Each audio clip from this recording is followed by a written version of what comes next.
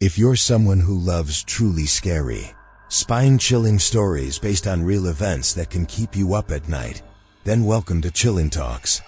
Today, we're bringing you 3 creepy true stories from Airbnb rentals, real-life experiences that happened in everyday places like Airbnb, but were anything but ordinary. Each story hides a strange mystery, an unknown danger that will send shivers down your spine.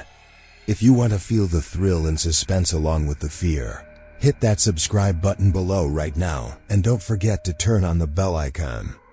Because every story here isn't just about fear, it's about the truth that will make you scared to stay alive. So what are you waiting for? Join Chilling Talks and get ready to face real fear. Michael is a 31-year-old graphic designer who's always preferred peace and quiet. This time, he decided to take a break from the hustle of Atlanta and spend a week in Savannah, Georgia, an old but beautiful city. He booked an Airbnb that looked a little different and mysterious from the outside. A colonial-style house from the 1800s, standing alone on a long, quiet street lined with old oak trees swaying in the wind. The house had a self-check-in option, but Michael met the host, Linda, a middle-aged woman. She welcomed him with a faint smile, but her eyes carried a strange uneasiness, like she was hiding something.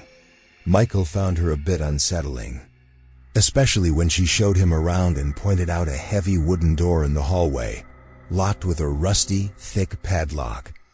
When Michael casually asked what was behind the door, Linda's face went blank for a moment before she quietly said, "It's just an old storage room. Nothing useful." But as she left, she said something that stuck with Michael. "Don't mess with that door. It's not safe." Inside, the house was beautiful. Antique furniture, faded oil paintings on the walls, and old wooden floorboards that creaked softly when you walked on them. Everything felt vintage, almost like a movie set. The first day was normal. Michael explored the house, ordered some food, and later went to a local cafe. But when he returned around 10 p.m. and passed by that locked door again, he noticed it looked different from the rest of the house, like it was added later. He stood there for a moment, and then shrugged it off, heading to his room. Around 1 a.m., Michael's sleep was suddenly interrupted by soft rustling sounds from the hallway. He turned on the lights, grabbed his phone, and peeked outside. Everything was quiet. He told himself it was just the old house settling and went back to sleep. The next day, Michael spent time exploring Savannah, taking pictures in the historic district, enjoying cheesecake at a local bakery, and buying a small souvenir. But when he returned, he noticed a painting's frame in the hallway was crooked again, even though he had straightened it the day before. He remembered saying how creepy the girl's eyes looked in that painting. He fixed the frame again but felt a strange movement inside. That night, everything seemed fine until 2 a.m. when he heard faint children's laughter. The sound was soft but clear, coming right from the hallway near that locked door. His heart started pounding. He got out of bed, turned on his flashlight, and walked towards the door. Standing there, he listened carefully. Inside, he heard soft scratching, like fingernails slowly scraping wood. Michael was scared out of his mind, but his curiosity was even stronger. He thought maybe it was all in his head, but his mind wouldn't accept it. He went back to his room and took a picture of the door. He sent it to his friend Adam with the message, "Dude, look at this door. Weird vibes." But the moment he sent the photo, his phone screen went static, like an old TV losing signal. Seconds later, the screen went black, and the same laughter echoed again, louder this time and closer. Michael froze, his hands trembling. He turned off the phone, but the laughter lingered in his ears, like someone had opened that door just for him, or maybe the one behind the door was calling him. That night, Michael couldn't sleep. He kept thinking about the door. Why was it locked? Why did Linda say it wasn't safe? And what were those sounds? An old house, a lone man, a locked door, and strange voices coming from behind it. Michael now felt like his Savannah vacation. wasn't going to be what he had planned. This place was watching him. And maybe calling him. The next morning, Michael woke up feeling heavy, like those strange noises from the night before had cracked something deep inside his mind. As he got out of bed, he looked at the house with new eyes. It was no longer just a beautiful old Airbnb, but a mystery hiding right in front of him. He went down the hallway and stood silently in front of that old, heavy wooden door for a while. Seeing the thin layer of dust on it and faint marks that looked like burned fingerprints on the lock gave him chills.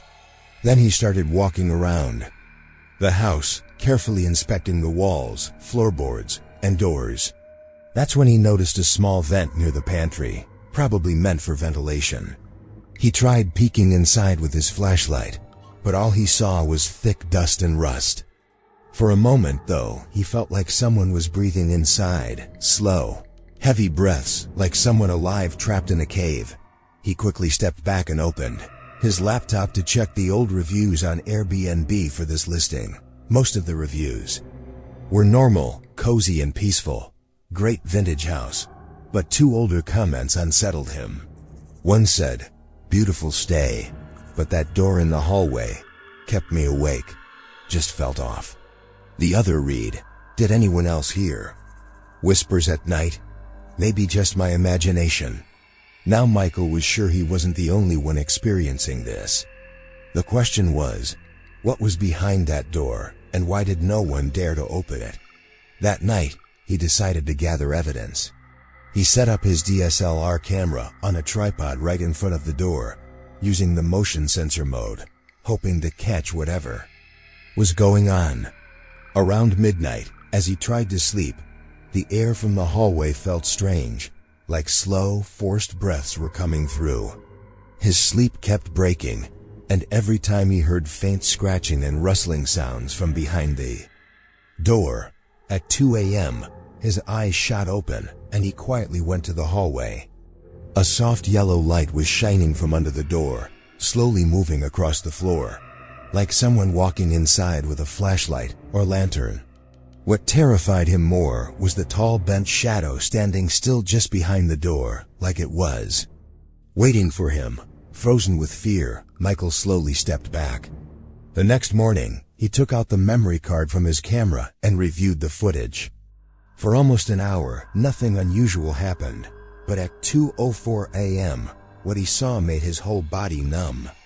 On the video, the door's lock slowly started turning on its own.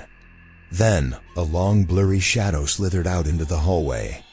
Its movement wasn't human, smooth and silent as if gliding. Suddenly, the camera screen went static and went blank after 5 seconds. Michael felt angry mixed with fear. Someone was hiding something, and he was definitely not alone in that house. He messaged Linda immediately. "Hey, are you sure no one else lives here? Something's seriously wrong." Hours passed without any reply. Feeling restless, Michael stepped out to buy groceries to get away from the eerie atmosphere.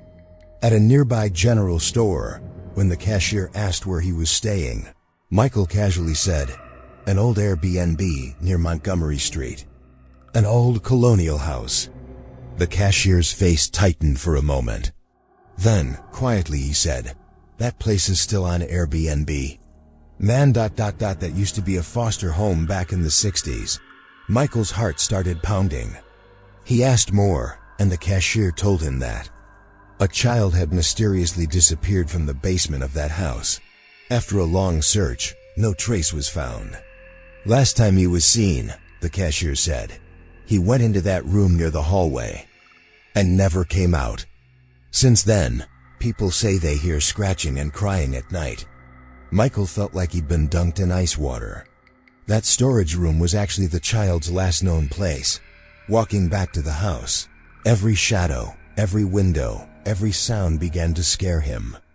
When he reached the hallway, the faint light was glowing again under the door, but this time, he saw something else slipping out from beneath it, like a piece of paper sliding slowly outside. He picked it up quickly. Written in the shaky handwriting of a child were just 3 words, "I'm still here." That night, Michael stayed far from that hallway, but in his dreams, the door kept opening. And from behind it came that same faint laughter, not just echoing through the walls, but deep inside his very soul. Michael was completely broken. His sleep was shattered, his face worn out, and fear was clear in his eyes. What had been happening in that house for 3 nights was beyond what any normal person could handle. The door he once thought was just an old storage room had become a living nightmare for him. Every night, slow, faint sounds came from behind that door. Scratching noises, sometimes children's laughter, and strange shadows flickering in the hallway. It was eating away at Michael's mind from the inside. He decided he couldn't stay another night. He started preparing to check out the next morning, but Airbnb rules said he had to stay 1 more night. And that night was going to be different. As evening fell, Michael put his phone on airplane mode, turned on all the lights in the room, and tried to distract himself. But as the night deepened, his anxiety returned. Around 11 p.m., despite airplane mode, he got a notification to one new voicemail. When he played it, the screen showed unknown, and all he heard was a faint, trembling child's voice whispering 2 chilling words: "Help me." His hands trembled, his heart raced, and he didn't know whether to run or try to understand what was happening. About 15 minutes later, he got a message from Linda, replying to the texts he'd sent 2 days earlier. The message was short but terrifying. "Don't open that door, Michael. Whatever's in there, it stays there." Michael's skin crawled. He switched on all the lights, locked the doors, and was too scared to even look toward the hallway. Then, around 1:30 a.m., suddenly all the power went out. The house was plunged into total darkness. Michael's breath caught. He grabbed a flashlight from his bag and turned it on with shaking hands. The only sound in the dark was a soft knock, knock. Someone was quietly tapping on that locked, rusty door in the hallway. Michael forced himself to move forward, flashlight beam shining on the lock. Summoning all his courage, he called out loudly, "Who's there?" There was silence for a moment, then faint sobbing came from inside, slowly turning into a soft, chilling laugh. It wasn't a child's laugh anymore, but something else. Something that once was a child, but had now become something else. Suddenly, there was a sharp click. The lock started turning on its own. Michael froze, his body cold as ice. His phone camera was on, but the screen started flickering with static. The video glitched, sounds breaking up, pixels distorting. The door was slowly opening into complete darkness, so thick that even his flashlight struggled to penetrate. Michael peeked inside and saw it. A small figure sitting in the corner, human-shaped but with a completely blurred face, like its identity had been erased. The figure sat motionless for a moment, then slowly reached out a hand. Michael tried to run but felt frozen, unable to scream or move, just trapped, standing there as the entity came closer. Seconds later, he blacked out. The next morning, he found himself sitting on the floor next to his bag. His clothes were dirty, his face scratched lightly, and deep dark circles shadowed his eyes, like someone had been tormenting him all night. He packed his stuff quietly and left without a word. At checkout, he didn't message Linda or speak to anyone, just got into his car and drove out of Savannah. For a whole week, Michael couldn't talk about what happened. When he finally mustered the courage and reopened the Airbnb listing, he saw his review was gone. Instead, a system message said, "Your review has been removed for violating content policy." But there was a new review from an anonymous user. He saw it too. Now the door won't stay shut anymore. Michael's eyes locked onto that line. Someone else had seen it, had faced that entity. And now that door, which had been locked for years, was probably open again, or maybe it would never close again. What was supposed to be a peaceful week away had turned into a terrifying mystery Michael could neither understand nor forget. But behind those walls, behind that door, something was still there, waiting. Sarah, a 24-year-old passionate wildlife photographer, decided to take a solo trip to Arizona's pine forests after a long shoot to give herself a break. Far away from the city's hustle, she booked a beautiful, isolated Airbnb cabin near Flagstaff. Nestled on the edge of a small cliff, overlooking endless greenery and deep woods. The cabin was surrounded by tall pine trees that felt peaceful during the day, but somehow eerie at night, as if they hid some mysterious presence. The moment Sarah stepped inside, she felt the place was beautiful, yet strangely unsettling. Everything was made of wood, filling the air with a slow, faint scent of aged timber, but there was an old sadness woven into its design. Antique furniture filled the rooms. An old Victorian clock hung on the wall. A dusty bookshelf held half-eaten books damaged by termites. And the strangest thing was a large Victorian-style mirror hanging in the living room. Its wooden frame was beautifully carved, but the glass itself was dull and foggy, like it hadn't been cleaned for years. Sarah noticed someone had smudged the dust with their finger, maybe writing something that was now erased. The cabin had self-check-in, but soon after, the host, a thin man in his 60s with deep dark circles under his eyes and slow movements, came by briefly. He avoided eye contact, went through the basics like keys, water, and fireplace instructions, but when he glanced at the mirror, he paused for a few seconds, then quietly said, "It's been here longer than the house," and left without any further explanation. Sarah found it odd but thought maybe the old man was just sentimental about antiques. That first night, as Sarah was about to sleep, she felt a strange uneasiness, like someone was watching her. Sitting on the edge of her bed, she scanned the room and checked the windows but saw nothing. Then her eyes landed on the mirror in the hallway corner, and for a moment, she froze looking into it. It was her reflection, but something was off. It felt like her reflection was lagging a fraction of a second behind her real movements, like it was copying her, but with a delay. She tried to convince herself it was just tiredness or the weird angle of light, and eventually managed to fall asleep. The next day was normal. Sarah spent her time exploring the woods, walking local trails, photographing rare birds, and kept busy with her camera.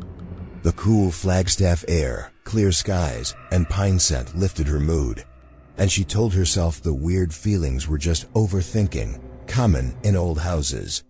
But when night fell and she returned to the cabin, that uneasy feeling crept back. Around 11 p.m., as she walked from the living room to her bedroom, her hand brushed past the mirror. That's when she noticed it. There wasn't just her reflection in the glass. A blurry figure stood just behind her shoulder, a shadowy, vague shape, human-like but unclear. Startled, Sarah spun around quickly, but no one was there. When she looked back at the mirror, it showed only her reflection. Her heart started pounding hard. She grabbed a thick bedsheet and covered the mirror tightly, as if hiding something terrifying. The next morning, the mirror was the first thing on Sarah's mind. But when she went outside, her heart sank. The bedsheet had fallen off and lay crumpled on the floor, as if someone had deliberately pulled it away. She tried to reassure herself that maybe she hadn't covered it properly, but when she picked up the sheet, she saw finger marks along the edges, like someone had grabbed it with both hands and dragged it off. Her fear was no longer just in her mind, it was becoming real. Sarah opened the Airbnb app and started reading old reviews of the listing. Most were normal, praising the peaceful, scenic cabin. But then she found a comment from a couple of years ago that made her blood run cold. "The mirror is not just a mirror. He watches from the glass. Don't look too long." Her phone almost slipped from her hands. Goosebumps rose all over her body, and her heart pounded so loudly she could hear her own breath.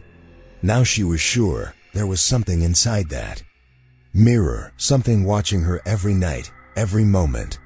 Something that maybe wanted to show itself. The cabin stopped feeling like a peaceful retreat and started feeling like a trap. And in the silence of the woods, she could sense someone's presence all around her. Sarah was on edge every moment she spent in that cabin. Even after covering the mirror, she felt like something was lurking in every corner, an uneasy presence she could sense, but never see. Every time she entered a room, she found herself glancing nervously behind doors. Every shadow seemed threatening. The silence outside the windows at night stopped feeling peaceful. Instead, it felt like a warning. She tried hard to avoid looking at the mirror, but the cabin was small, and the mirror hung right in the hallway, the only way to get to her bedroom.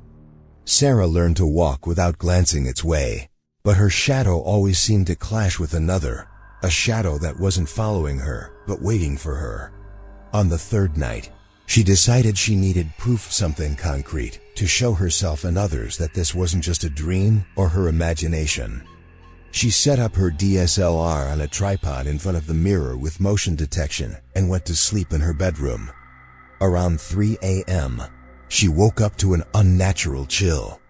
Even in the July heat, the room was freezing. She thought maybe a window was open, but all were shut tight. Then she heard a faint whisper, someone calling her name in a cold, hollow tone. She focused hard. Say ... The whole room felt heavy with that one word. She grabbed her flashlight and stepped into the hallway, but it was silent. The mirror was still covered, yet Sarah felt like something was peeking at her from beneath. The cloth. The next morning, she checked the footage. For most of the night, nothing happened, just the quiet hallway and faint breeze. But at 2:58 a.m., the motion sensor triggered. On the screen appeared a blurry figure, standing perfectly still right in front of the mirror. Its eyes were empty, face pale and expressionless, dressed in old-fashioned clothes, like from a century ago. It stood there for a few seconds, and then slowly faded away like smoke dissolving into air. Sarah's blood ran cold. She didn't want to stay another second. But before packing up, her curiosity pushed her to dig deeper online.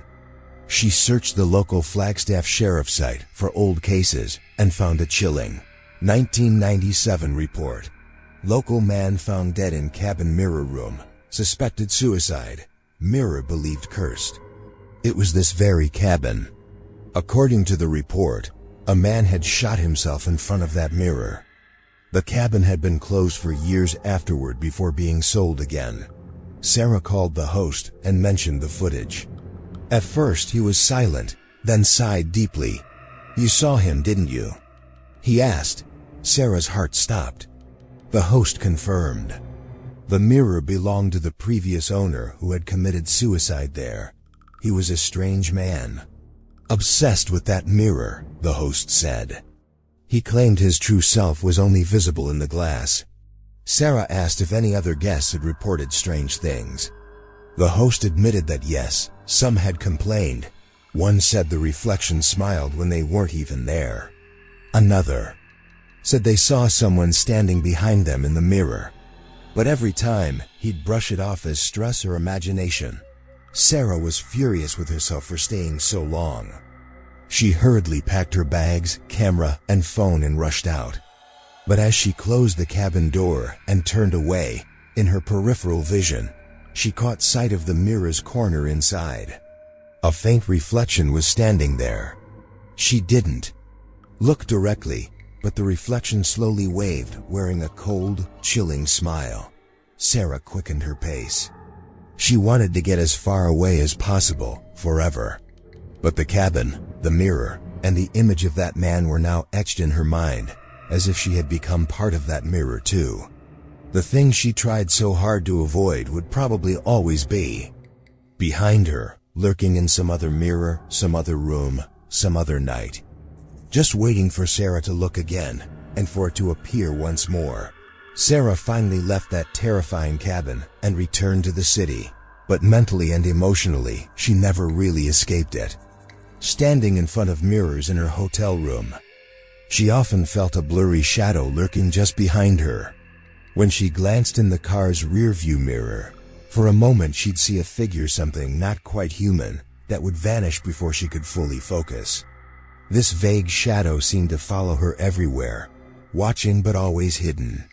Questions flooded her mind, but there were no answers. Even therapists suggested PTSD or hallucinations, but Sarah knew what she saw was real. Fighting her fear and confusion, Sarah started digging deep into the mirror's history. She scoured deep web archives, local library records, and antique dealers' logs. She discovered it was a Victorian-era mirror, crafted in the 1880s, which had passed through many homes, each linked to mysterious deaths and accidents. Every place the mirror went, tragedy seemed to follow. Sarah's worry only grew. One day, at home, she received an anonymous email with the subject, "You saw him too, didn't you?" The message was empty, except for a blurry photo attached. A shadowy figure standing in front of the mirror, its eyes staring straight at the camera, its true identity hidden. Sarah's breath caught. Her heart pounded, and the image stirred a storm of fear inside her. It felt like she wasn't alone, that someone was watching her every move. Sarah tried telling others, but no one took her seriously. Friends, family, even her therapist started doubting her sanity. She felt more isolated, because what she had seen was far scarier than anyone could imagine. She knew the figure would never leave her alone. In the darkness of night, she could still feel those glowing eyes, hear that slow, chilling laughter, and see that empty, hollow face haunting her. Weeks later, driven by curiosity, Sarah opened the Airbnb app again and saw the same cabin listed. The description gave her chills. "Restored and safe now. Mirror is still there. See if you can spot him." A deep silence settled over her, as if someone was deliberately trying to lure her back. Then she noticed a new review from an unknown user. "Beautiful stay. Just one thing, every time I looked in the mirror, I felt like someone else was blinking with a delay." Sarah's hands trembled. That was the exact feeling she'd had on her first night, the reflection that moved just a fraction of a second behind her. It meant it was still there, hiding, waiting. The final scene of her story was haunting Sarah sitting alone in her room, the mirror covered tightly with a black cloth, as if trying to block a bad omen. But as she stepped out, in the silence of the room, the cloth slowly slipped off by itself. And inside, in the faint light, that blurred face peeked out with a faint, chilling smile. A cold shiver ran down Sarah's spine as she realized one thing: she would never be safe again. This story doesn't end here, because for that figure, Sarah was only the beginning, and maybe it's still waiting, watching for the next person to lose their reflection in the mirror. David and Amanda, a happy couple in their mid-30s, decided to take a break from their busy daily lives and booked a peaceful weekend getaway at an Airbnb in a quiet suburban neighborhood near Rochester, New York. When they arrived, the house looked cozy and family-friendly, just a typical residential home with a small grassy yard and a peaceful, silent street around it. There was no host to meet since it was a self-check-in place, which made it easy for them to come and go on their own schedule. Inside, the house felt warm and welcoming, with clean floors, soft lighting, and a small fireplace that made the living room feel comfortable. On the welcome note, they noticed one bold rule that stood out: basement is strictly off limits. Do not attempt to open.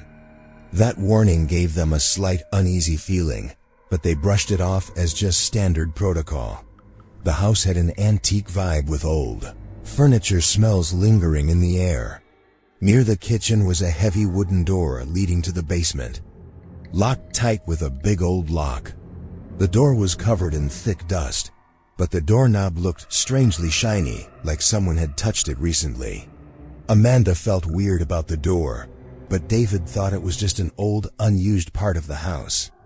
Around 2 a.m. on their first night, Amanda suddenly woke up and heard faint footsteps on the stairs, barefoot steps coming up from the basement. She told David, but he just dismissed it as normal creaks from an old house. Amanda kept feeling uneasy near the basement door, saying, "I think someone's watching us. It feels strange standing here." The next day, they tried to relax, But David noticed the basement doorknob was warm to the touch, even though the thermostat showed the house was cool. He thought maybe someone had tried opening the basement door during the night. That raised a big question since they weren't supposed to go down there at all. Curious, Amanda started reading old Airbnb reviews.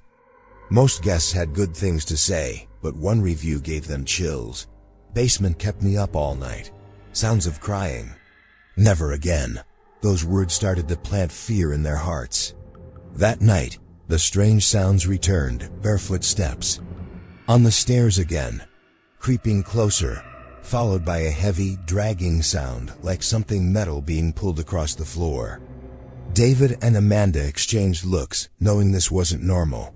The house grew heavy and frightening. Whatever was hiding behind that basement door was slowly revealing itself, and they had no idea how close they were to a terrifying truth. Went to sleep not hoping for a peaceful morning, but dreading whether the sounds would come back and whether they would ever understand the darkness lurking in that basement. That night, the soft footsteps and dragging noises echoed once again, like an unknown visitor creeping closer and closer toward the basement, and those sounds became a part of David and Amanda's life from that moment on. David and Amanda felt even more terrified on their second night. David's mind was now completely focused on the fact that something was really going on in the basement. He downloaded a motion sensor app on his phone and set it up to record in the hallway, hoping to catch some proof of activity near the basement door. Amanda was anxious too, but she tried hard not to let the fear take over. That night, Amanda had a dream she would never forget. She saw a child trapped in the dark basement walls, calling out for help. The child's face was hidden, but the scared, quiet voice whispered, "Please, let me out." Those words felt like a knife twisting at Amanda's heart, and even after waking up, she could still hear that voice echoing in her mind. The next day, David checked the camera footage. Around 2:13 a.m., a faint light appeared from under the basement door. Then blurry shadows moved near the door, clearly shaped like a human figure. Seeing this made David's heart race. He knew something or someone was really inside that locked basement. Nervous, they messaged the host, but the reply came late and only made them more uneasy. The host wrote, "No one should be downstairs. The basement's been sealed since 2004. Reading that made their hearts pound harder. They started wondering, if the basement had been sealed since 2004, then what were those sounds and shadows? Amanda and David searched local news archives.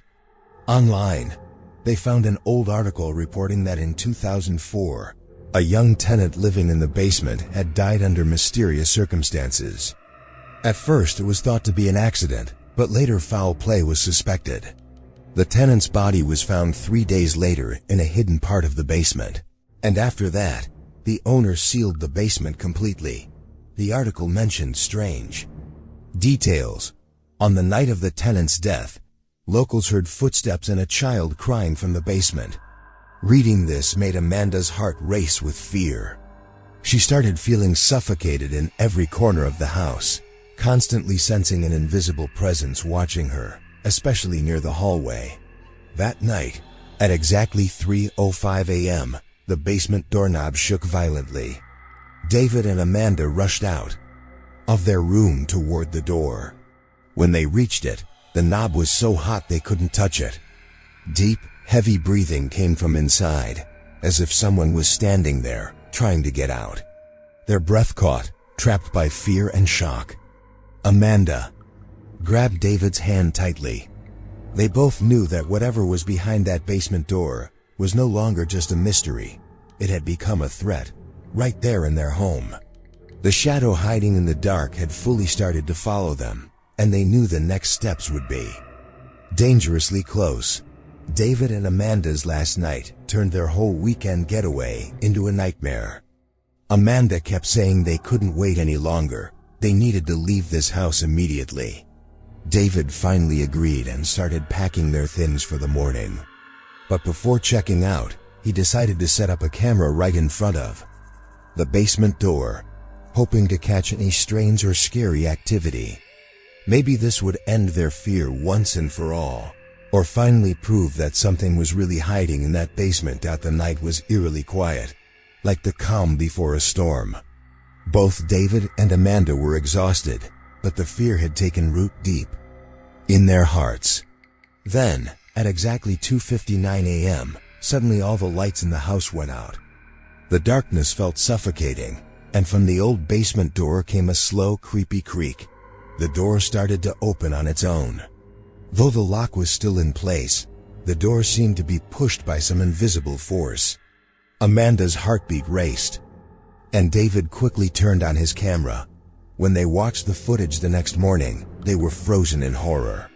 A pale, decayed hand was reaching out from under the door.